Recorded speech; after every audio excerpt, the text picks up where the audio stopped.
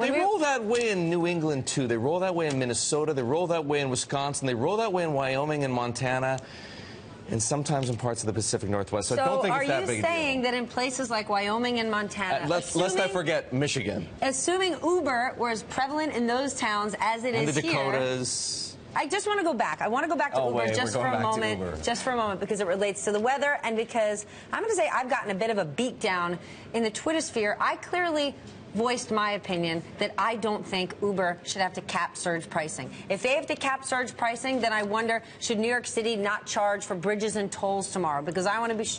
I looked into it a little bit, briefly, while there was a moment, and I believe that Uber is capping surge pricing because of an agreement with the New York Attorney General, Eric Schneiderman. A year ago. If Travis caved in your words, that's when he caved. It's not today.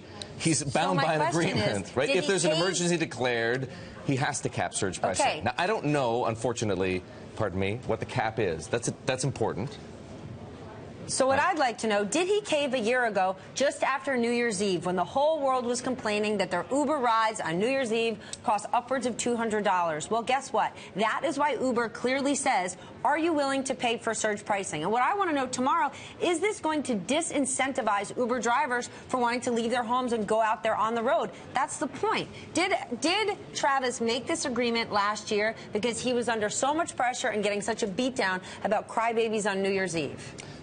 I'm going to be a crybaby tomorrow when I can't get home from work. But for it to be of consequence, we'd have to be able to rewrite history, right?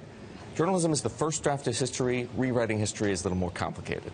I guess I understand. Some people are saying this is Uber's attempt for a long-term brand strategy. Why do they need to have a long-term brand strategy? Their brand is going to work if during a snowstorm, a rainstorm, a hailstorm, or a sunny day, there's a car that shows up at my house to take me to work. It's a luxury product. That's what it is. There's a woman sitting right beside me who cares a whole lot about Uber. No, I don't. There's a woman sitting beside you who cares a whole lot about getting to work and convenience.